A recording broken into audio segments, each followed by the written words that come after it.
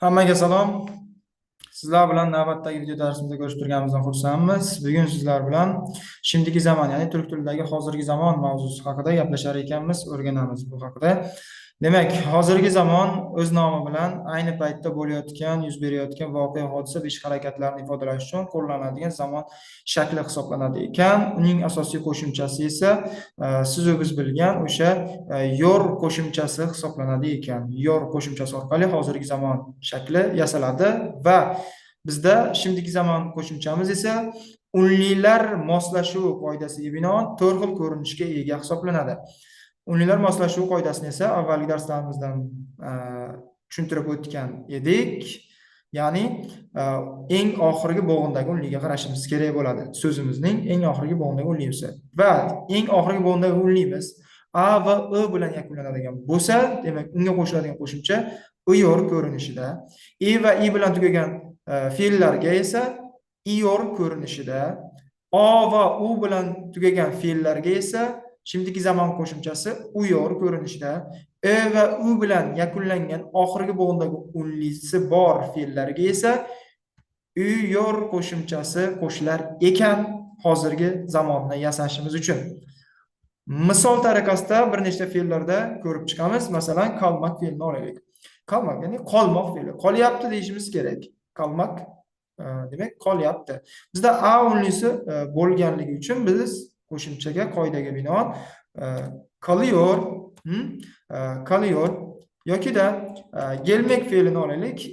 Unlisiga ko'ra biz qoidaga ko'ra iyor shaklida qo'shishimiz kerak. Geliyor yoki-da ko'shmak fe'lini olaylik. Yugurmoq fe'li. Yuguryapti deyishimiz uchun esa bizga o unlisiga qaraymiz albatta. Ko'shiyor yoki-da gulmek fe'lini olaylik. Gulmek unlisiga binoan bizda gülüyor qo'shimchasini qo'shishimiz kerak bo'ladi qoidaga ko'ra. Gülüyor ya'ni kulyapti. Yoki yapmak, ya'ni qilmoq fe'lini olaylik. Yapmak, qilmoq. Qilyapti deyishimiz kerak biz. Albatta a unlisiga qarab, demak, yapıyor yoki o'qimak fe'lini olaylik. O'qimak fe'li. Misol uchun, agarda fe'limiz u unlisi bilan tugasa, mana shunday holatlarda biz shunchaki yor qo'shimchasini qo'shishimiz kerak bo'ladi.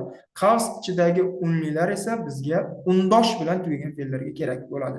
Asosan undosh bilan tugagan fe'llarda. Xo'p, o'qimak fe'lida esa unli bilan yakunlanmoqda. Biz bu holatda esa yor qo'shimchasini qo'shamiz. Xolos, o'qiyor.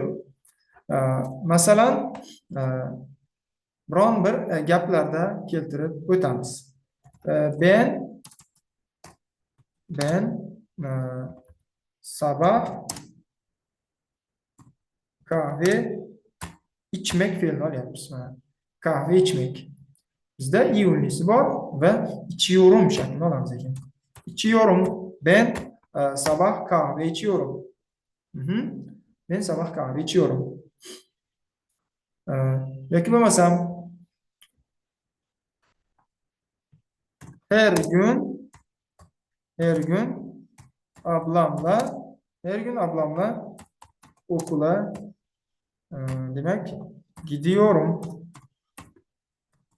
Her gün ablamla okula gidiyorum. Yani men har kuni tongda, ben sabah, yani ertalab kahve ichaman. Her gün ablamla okula gidiyorum. Yani har kuni opcham bilan demak maktabga boraman.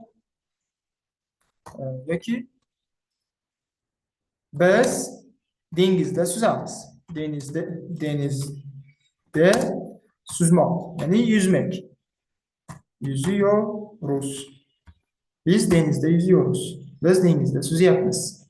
Holatlarida yasalar ekan. Demak, shimdiki zamon, hozirgi zamonning darak shakli aynan ushbu holatda yasalar ekan. Biz o'z navbatida inkor shaklini yasashni ham o'rganamiz. Hozir sizlar bilan demak inkor shaklini yasashni o'rganamiz. Inkor shaklini yasashimiz uchun bizga fe'lga albatta inkor qo'shimchasini qo'shishimiz kerak bo'ladi. Inkor qo'shimchasi turk tilida ikkilik sxemada, ya'ni ma yoki me qo'shimchasi hisoblanadi va shimdiki zamonda unlilarga moslashgan holatda u to'rtlik sxemaga aylanib M holatiga aylanadi. Ya'ni to'rtlik sxemada. To'rtlik sxema esa quyidagicha unlilar hisoblanar ekan. Ana endi ushbu fe'llarimizni demak inkor holatiga aylantirishimiz uchun fe'l holatidan keyin esa bizga inkor qo'shimcha kerak bo'ladi. Kalmak a unlisiga ko'ra biz m inkor qo'shimchasini olamiz. Kalmıyor. Gelmek. Unlisiga qaragan holatda biz mi inkor qo'shimchasini olamiz. Gelmiyor. Ya'ni kelmayapti. Ko'shiyor yuqorida yozildi, ya'ni yuguryapti. A unlisiga ko'ra biz demak mu inkor qo'shimchasini olamiz. Ko'shmuyor, yugurmayapti. Gülüyor, kulyapti. Demak, gülmek, kulmoq. Buni inkor qilishimiz uchun mu inkor qo'shimchasini kerak bo'ladi bizga va gülmüyor, kulmayapti. Kulmayapti. Yana davom ettiradigan bo'lsak, o'qimak yo'nalik. U unlisiga ko'ra o'qumuyor. O'qumuyor. Ya'ni o'qimayapti. O'qimayapti. Va hokazo holatlarda ishlatilishi mumkin ekan. Sen demak dars qilmayapsan. Sen ders çalış. Bizda albatta u unlisidan so'ngra m inkor qo'shimcha qo'shiladi ekan. Çalışmıyorsun. Sen ders çalışmıyorsun. Sen ders qilmayapsan. Biz yemek yap. A unlisidan so'ngra bizga m inkor qo'shimcha kerak bo'lar ekan. Yapmıyoruz. Biz yemek yapmıyoruz. Yani biz ovqat qilmayapmiz. İnkor qo'shimchasi aynan demak 4 xil inkor shakli 4 xil inkor qo'shimchasi orqali hosil qilinar ekan. Demak qilmayapti, o'qimayapti va yozmayapti shaklini yasashimiz uchun. Demak, 4 xil inkor qo'shimchamiz quyidagilardan iborat edi. Bizga albatta o'z navbatida so'roq shaklini o'rganishimiz kerak hisoblanadi. Turk tilida so'roq shakli demak so'roq qo'shimchasi, ya'ni sizlar bilan o'tgan video darsimizda o'rganganimiz so'roq qo'shimchasi orqali yasashimiz mumkin ekan.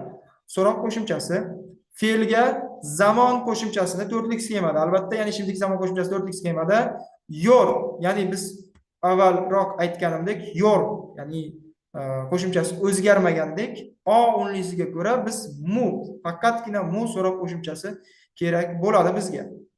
So'roq qo'shimchasi. Avvalgi so'roq qo'shimchasi darsimizda aytganimdek mu hech qachon asosga qo'shilmaydi, ya'ni so'roq qo'shimchasi asosga qo'shilmaydi. Masalan, yuqoridagi fe'llarni endi so'roq ko'rinishini yozamiz. Kalmak fe'lini oldik biz. Unga zamon qo'shimchasini qo'shishimiz kerak. Albatta u kalyor holatiga kerak bo'ladi. Ya'ni hosil bo'ladi. Kalyor. Biz unga o'zgarmas, demak, mu qo'shimchasini qo'shamiz. Alohida holatda. Kalyor mu va so'roq yasalmoqda. Kalyor mu. Gelmek fe'limiz bor. Biz unga zamon qo'shimchasini qo'shishimiz kerak. Yuqorida ko'rganingizdek, geliyor va o'zgarmas mu qo'shimchasi. Geliyormi? Yoki-da qo'shmak fe'lini olaylik. Qo'shmak.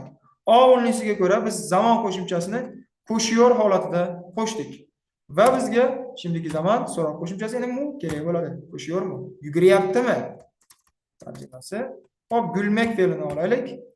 U unlisiga ko'ra bizga uyor qo'shimchasi kerak bo'ladi. Gülüyor, o'zgarmas mu. Gülüyormi? Bu demak so'roq shakli hosil bo'lar ekan. Gülüyormi? Kalıyormu? Qolyaptimi? Geliyormu? Kelyaptimi? Ko'shiyormi? Yuguryaptimi? Gülüyormu? Kulyaptimi? Holatida yasalar ekan. Hozirgi zamonimizning 3 xil, ya'ni darak, inkor va so'roq shakllari quyidagilardan iborat edi. Demak, shimdagi zamonga oid bo'lgan yana ba'zi bir holatlar, qoidalar mavjud. Uni kelgusi video darslarimizda ko'rib chiqamiz. Salomat bo'lasizlar, o'zlaringizga ehtiyot qilasizlar. Kendinize iyi bakın. Sonraki dersimize kadar görüşmek üzere. Görüşürüz.